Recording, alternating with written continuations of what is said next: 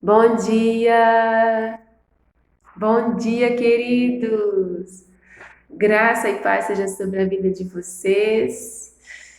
Nós, em nome de Jesus, estamos nos esforçando para retomar as nossas gravações, mas em nome de Jesus, hoje nós vamos gravar aqui uma palavra que eu acredito que algumas pessoas, que é um pouco do público que eu tenho feito os devocionais, que eu acho que talvez precisem, nesse momento, de uma instrução, de uma palavra acerca de algumas coisas que estão acontecendo. E eu quero ler com vocês em Mateus, no capítulo 18, palavras do próprio Jesus que diz assim: os tropeços. Qualquer, porém, que fizer tropeçar a um destes pequeninos que creem em mim, melhor lhe fora que lhe pendurasse ao pescoço uma grande pedra de moinho e fosse afogado na profundeza do mar. Ai do mundo, por causa dos escândalos, porque é inevitável que venham os escândalos, mas ai do homem pelo qual vêm os escândalos. Portanto, se a tua mão ou o teu pé te faz tropeçar, corta-o e lança-o fora de ti. Melhor é entrares na vida manco ou aleijado do que tendo duas mãos ou dois pés serem lançados no fogo eterno.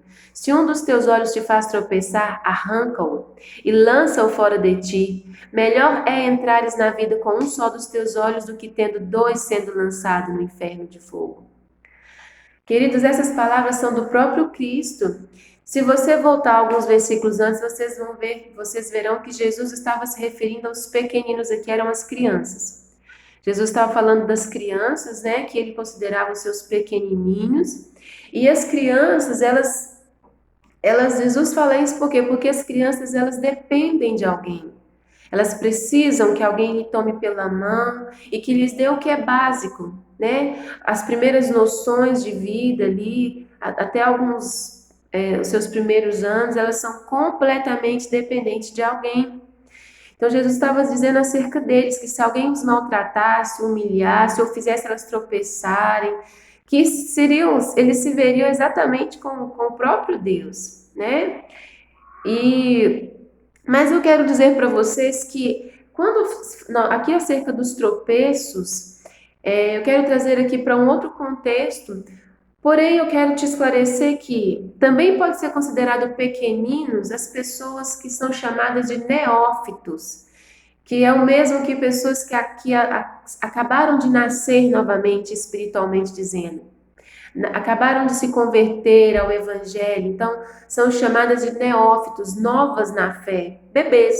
Quando alguém se converte a Jesus Cristo, né, não a igreja evangélica, mas a Jesus Cristo como Senhor, essa pessoa ela nasce, né, e ela se torna um bebê na fé. Então, tudo que vai acontecer dali em diante, ela precisa que alguém mais experiente a tome pela mão e a discipule, a ensine como andar, como se portar a partir de agora, o que comer, como comer, o que beber, em se tratando disso aqui, das Escrituras. A Bíblia é o manual de todo cristão. Então, vamos trazer para esse ambiente, ok? Os novos na fé. E eu sei que existem muitas pessoas nesses dias que podem estar perdidos com tantas coisas que têm acontecido. E não é para menos, gente, porque é tanta coisa que a gente às vezes fica assim, meu Deus, o que vai acontecer hoje? Mas Jesus disse que isso aconteceria. Lucas 21, tá? Jesus disse que nos últimos dias o coração do homem estaria abalado, que os homens desmaiariam na expectativa das coisas que de só pensar poderiam acontecer. Eles desmaiariam de pavor, só na expectativa de tipo assim, uau, toda hora acontece uma coisa no lugar, nós não estamos conseguindo acompanhar tantas informações.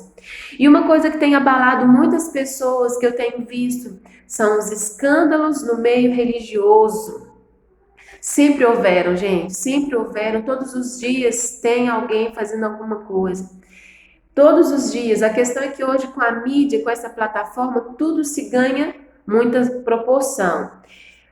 Mas Jesus disse que ai daqueles por meio de quem venham os escândalos. É inevitável que eles venham, mas ai daqueles por meio de quem vem. Escândalos também podem ser definidos como ofensas.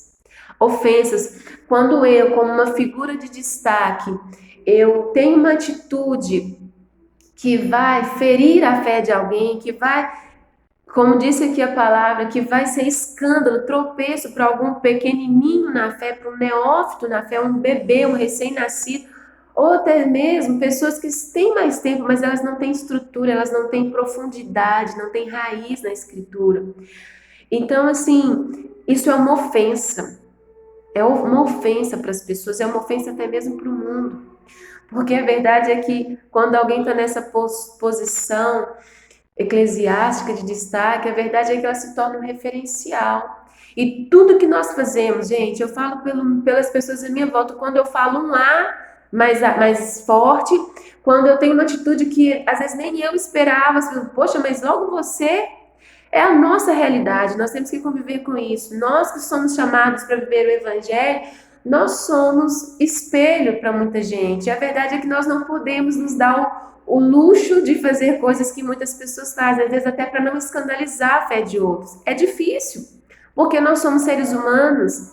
Mas é lógico que, em se tratando, por exemplo, do caso aí da pastora, né, que trabalha ali com a adoção de filhos, que ela tem uma figura assim conhecida internacionalmente. Tem também o caso de padres, né, da Igreja Católica. Teve aí, mas não tão recente, mas também está em pauta, o caso eu não sei como que chama, mas daquela figura lá do espiritismo, né? Eu sei o nome dele, mas eu não quero citar nome de ninguém aqui, não quero. Eu só quero trazer as situações para uma reflexão. Queridos, Jesus disse que os escândalos viriam. Jesus disse, nos dias de Jesus já haviam babados fortíssimos, por isso que Jesus vira à mesa, entendeu? Lá no templo quando ele entra. Jesus, ele confrontou os fariseus, porque eles viviam uma vida hipócrita. Não se engane, não se engane, esses são os últimos dias, coisas piores ainda nós veremos, queridos.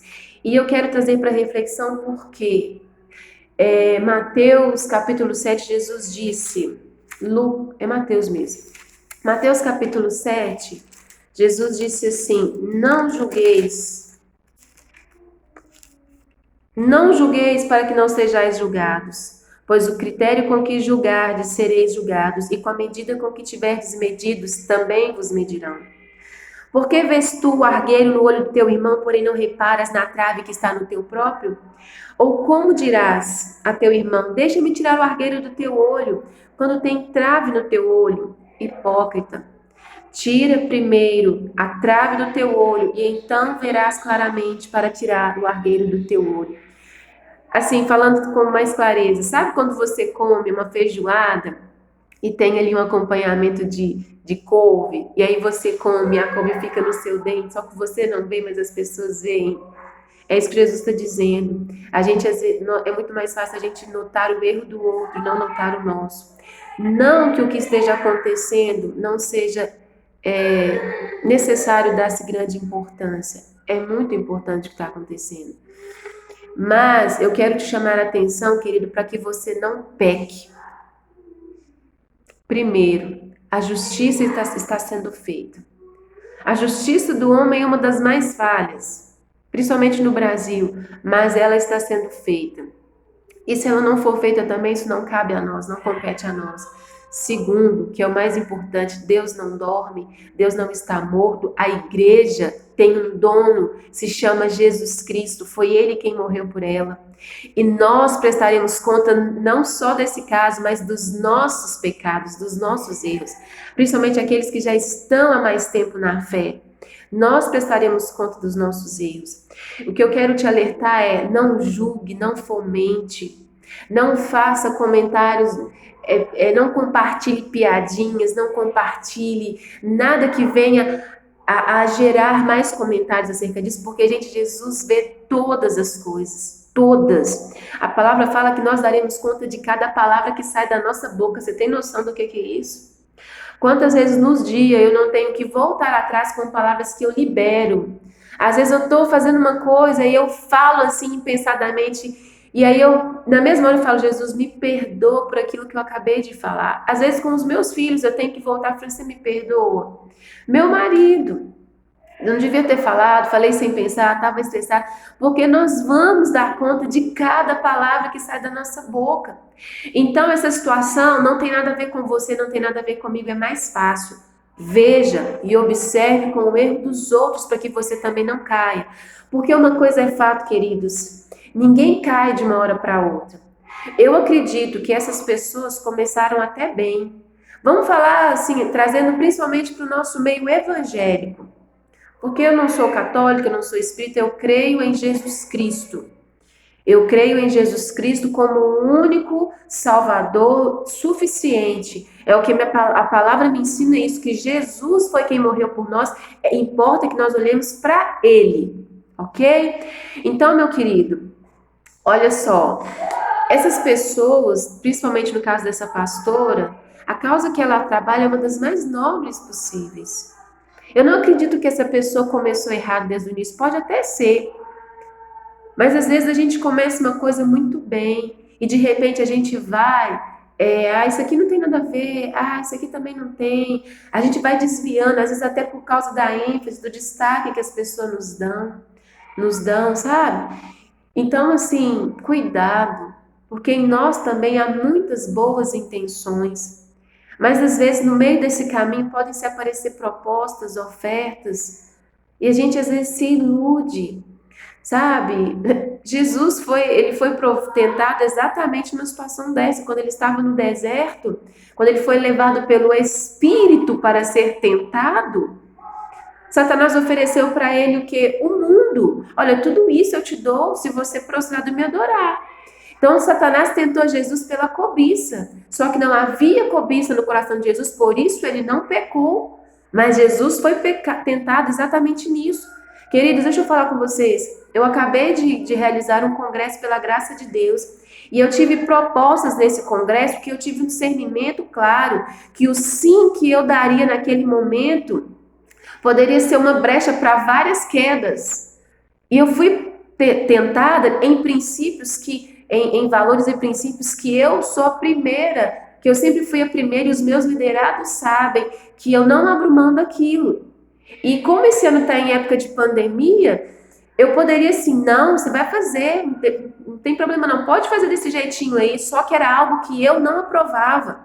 Então eu poderia ter aberto mão de princípios e valores que eu sempre acreditei e declarei, entendeu? Para ter mais pessoas ministrando no altar. E aí eu falei: não, Senhor, não.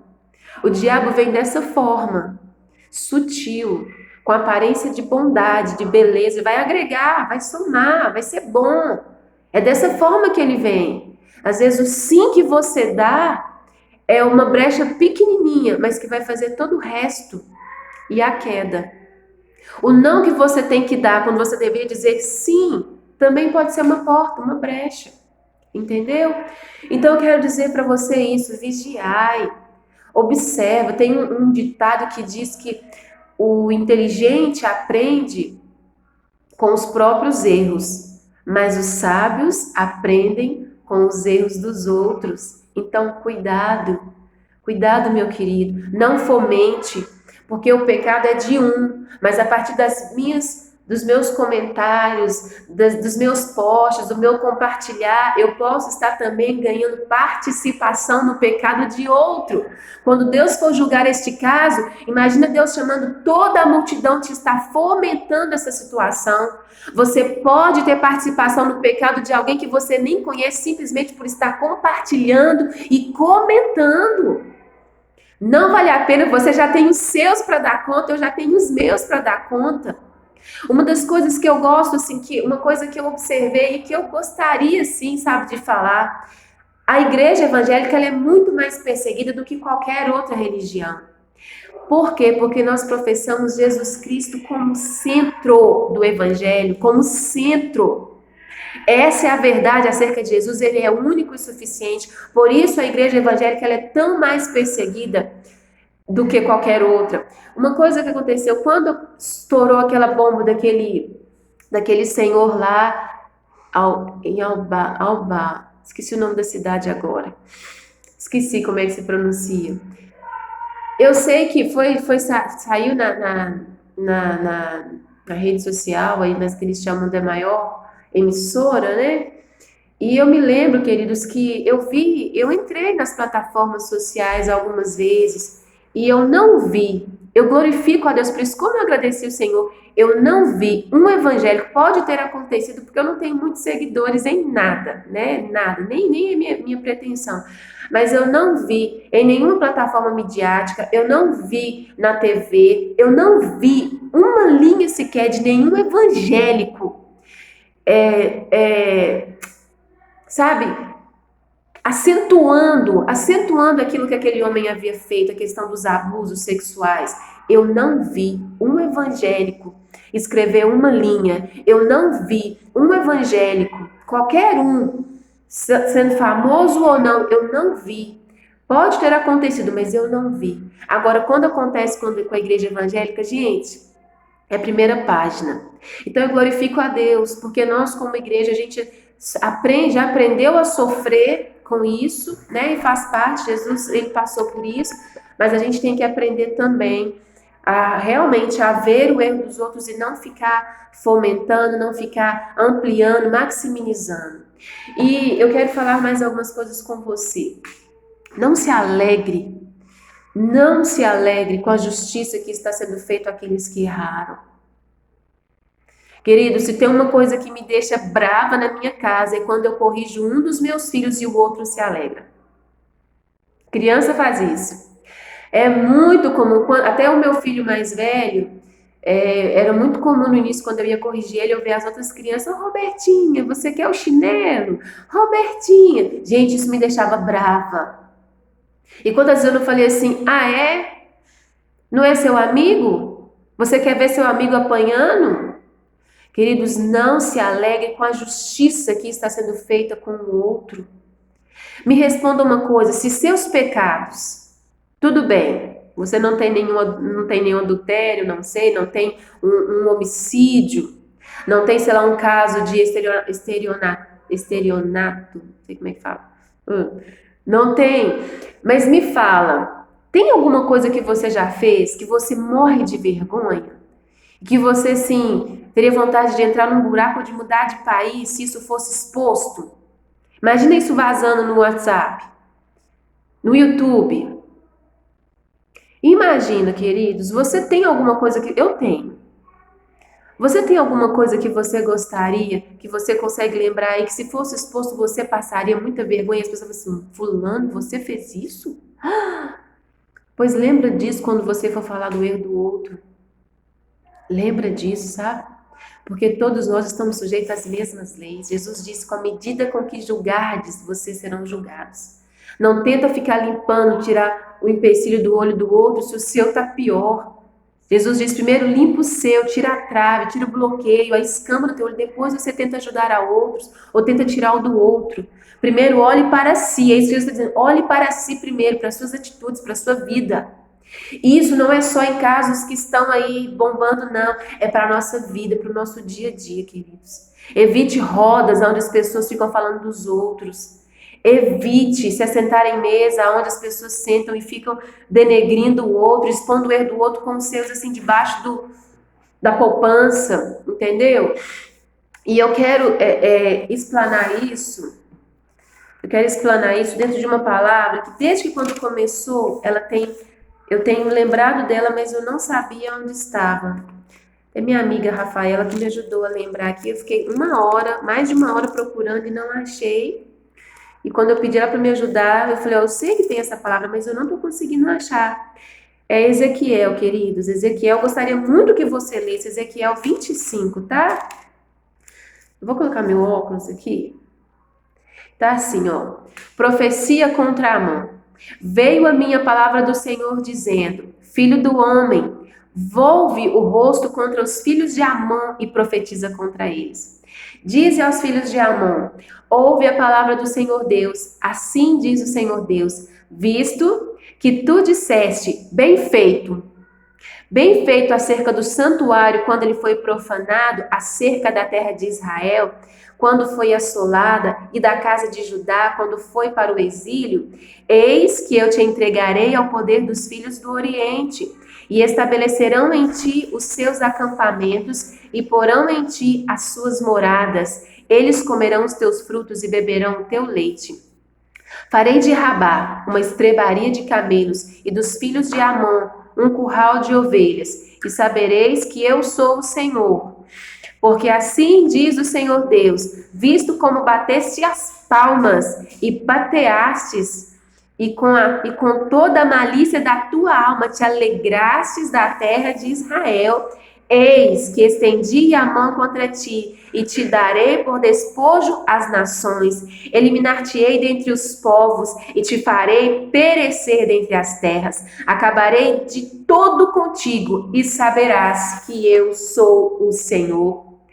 Queridos, Deus havia castigado seus filhos, a sua nação querida Israel. Deus havia castigado ele pela sua desobediência.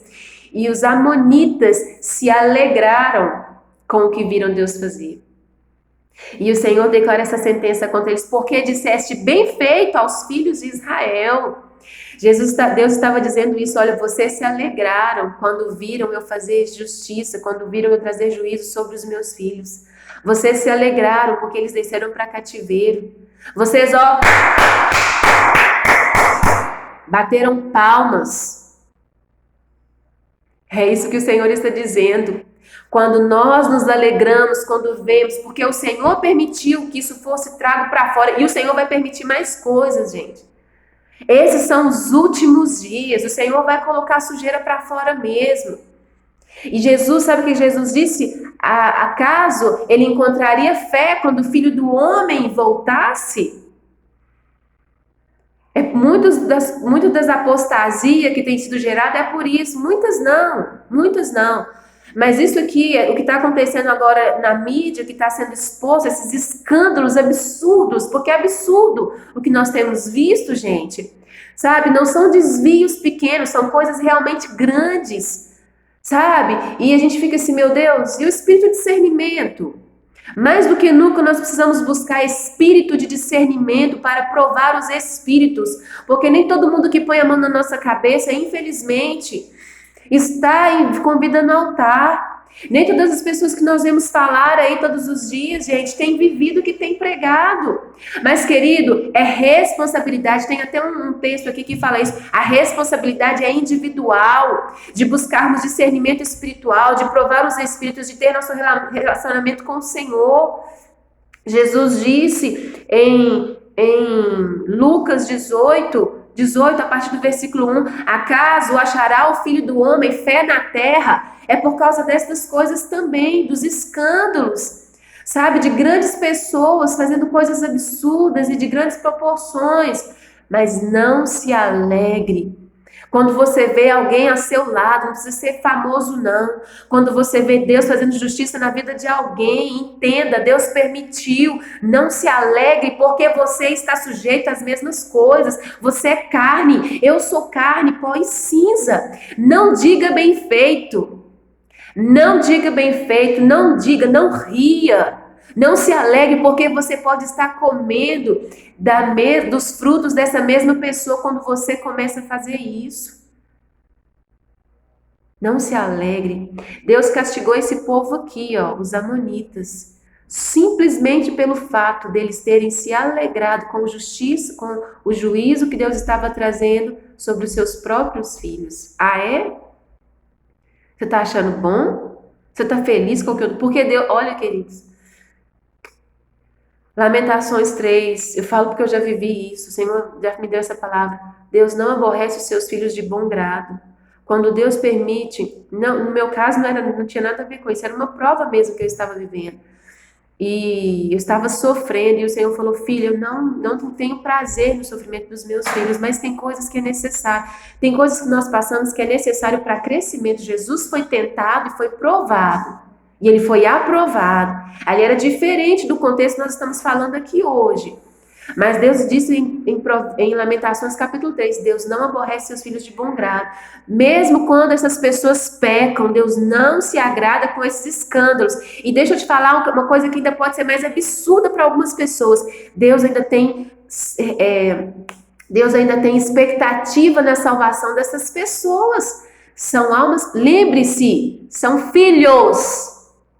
São filhos. Podemos errar, queridos, isso é a maior revelação do Evangelho. Você pode errar o quanto que for. Deus ainda tem alegria e satisfação, esperança em nos ver corrigindo os nossos passos. Não se esqueça, um pai jamais vai se alegrar em ver alguém rindo dos seus filhos, zombando dos seus filhos. Cuidado, cuidado. Quando você vê Deus trazendo sentenças sobre alguém, não se alegre, antes clame por misericórdia. Clame por misericórdia, porque a gente só lembra da misericórdia quando nós precisamos. Nós só lembramos da misericórdia quando nós precisamos. Então, vigia, sabe? E em Isaías 45, 22, eu quero encerrar com esse versículo, queridos. Isaías 45, 22. Diz assim o Senhor: olhai para mim e sede salvos. Olhai para mim e sede salvos, vós todos os limites da terra, porque eu sou Deus e não há outro. Eu não posso te salvar.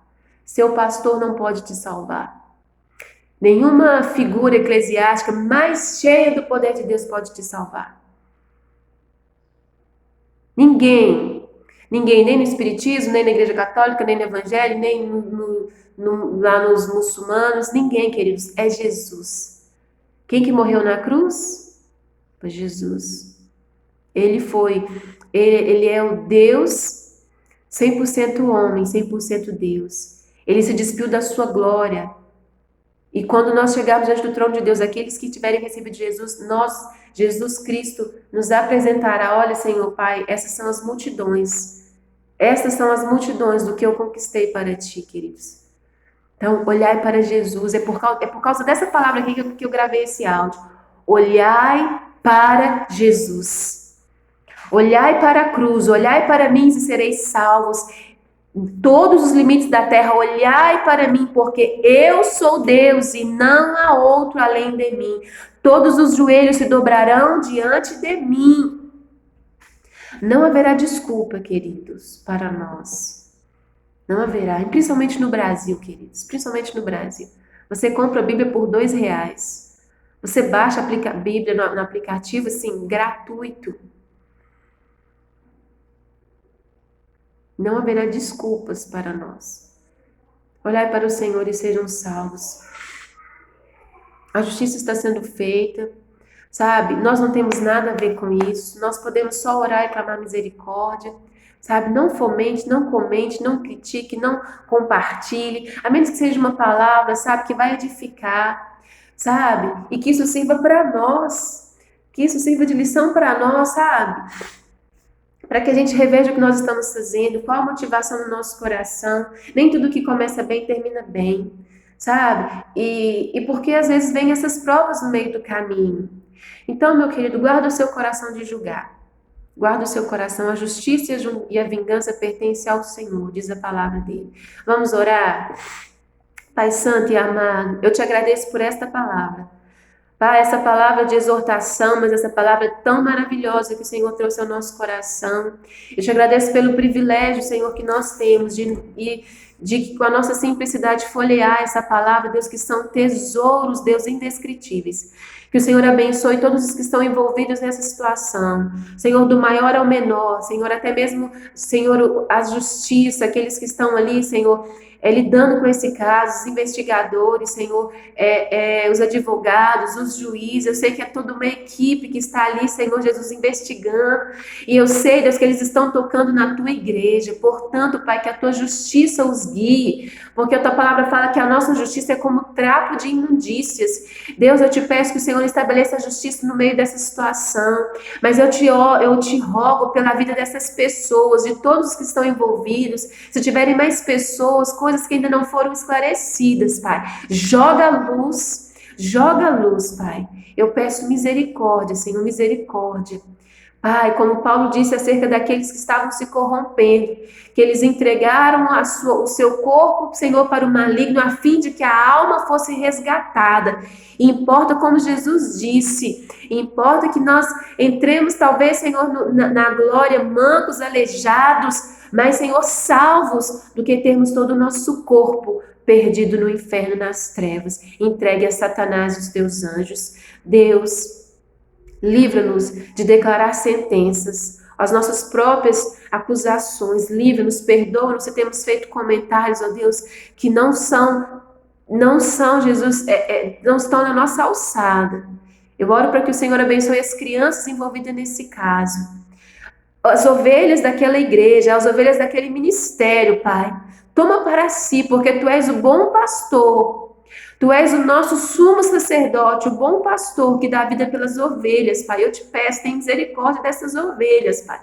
Daquelas que ficam dispersas, Senhor, porque às vezes as pessoas nem se preocupam com as ovelhas pequenas, com aqueles que dependiam desse ministério, com aqueles que olhavam de fato, Senhor, que estavam tentando chegar ao céu por meio dessas vidas. Jesus, envia, Senhor, os teus bons pastores ao encontro dessas ovelhas que estão dispersas nesse momento. Centenas de milhares de pessoas que eram alimentadas fisicamente, espiritualmente por esse ministério, Pai.